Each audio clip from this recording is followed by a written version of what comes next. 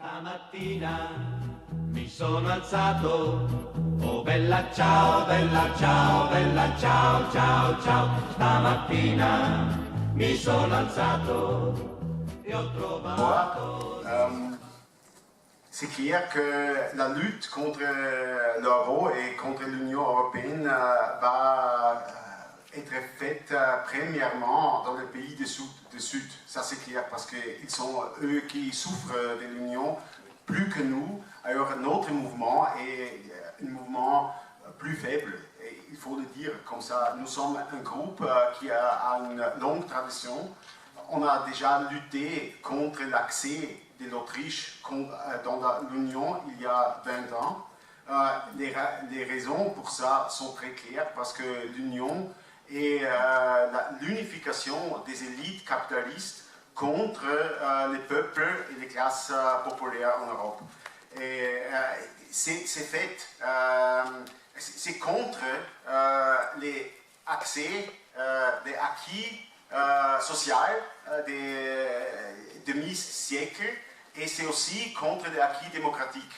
Alors c'est évident que l'Union européenne est un projet contre les peuples. Et pour ça, on a toujours lutté contre cette union et aussi contre l'euro. Et un point très important pour nous est qu'il y a aussi la droite contre l'union et contre l'euro. Et il y a un mécanisme dans la gauche, en Autriche, mais aussi en Europe en général, qu'ils disent le danger, les grands dangers de la droite, alors il faut être pour l'union. Et ça, c'est très très dangereux.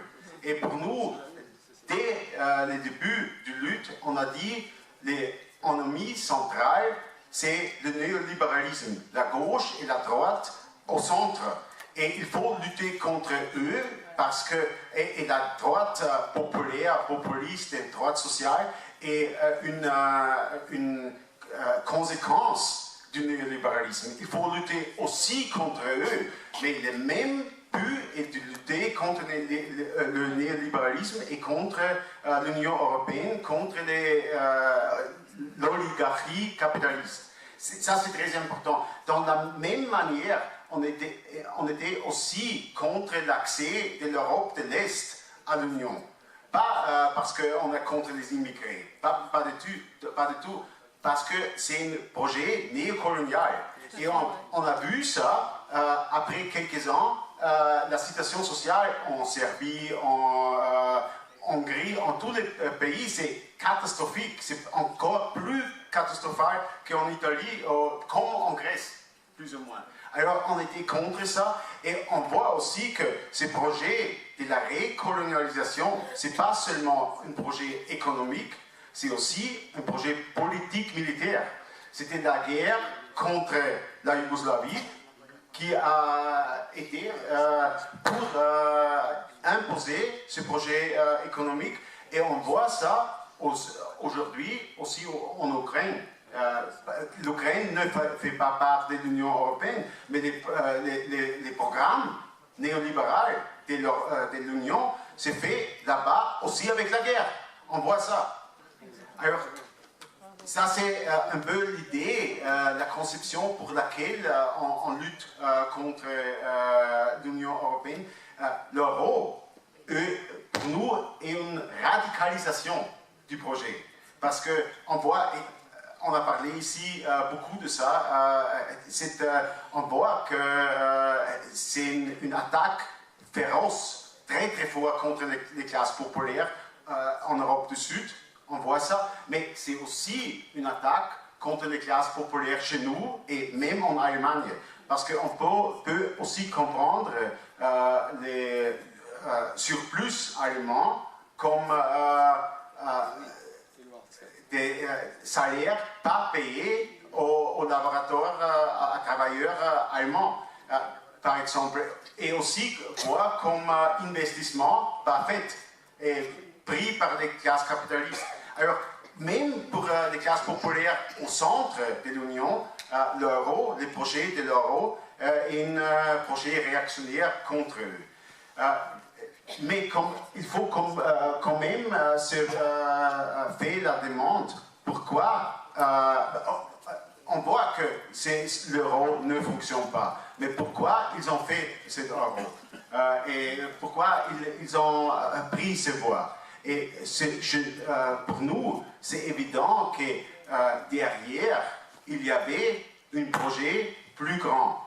Le projet derrière était de créer un quasi-État européen sous la pleine souveraineté des classes capitalistes. Ça, c'était l'idée.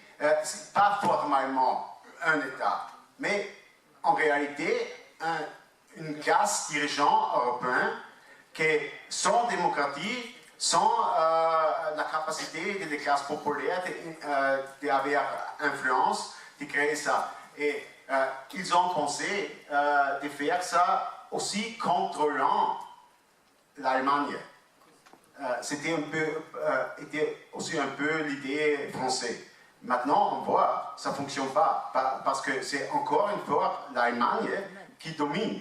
Et c'est évident que ce projet ne fonctionnera pas et les classes populaires en Europe ne l'accepteront pas. Et c'est bien comme ça. Et alors, c'est clair pour nous que dans quelques années, l'euro n'existerait plus. Et ces luttes, nous, comme comité en Autriche, on donné soutien à ces luttes en Europe du Sud et on cherche aussi de faire ces luttes aussi en Autriche et on espère et on pense aussi que c'est possible qu'avec ces luttes, dans quelque part de l'Europe, la destruction de ce projet des élites européennes va donner la possibilité de créer des gouvernements populaires. Ça, c'est un point important parce que ce projet européen était une chose très très forte. Et si ça ne fonctionne pas, ça donne une grande chance parce que tous les projets de la bourgeoisie, des élites européennes, est détruit. Et les chances pour les classes populaires de créer des alternatives sont très, très grandes. Et on espère qu'avec, ça ouvre beaucoup de possibilités en Europe du Sud de créer des alternatives. Et aussi pour ça, on cherche et nous sommes d'accord avec nos camarades dans tous ces pays de se unifier pour créer un projet commun aussi parce qu'il y a aussi la droite.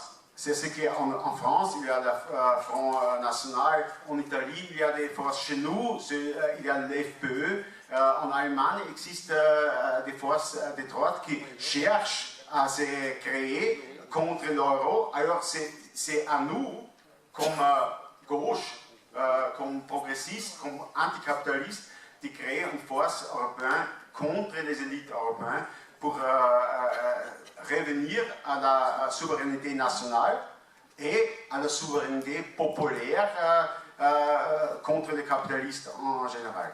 Merci.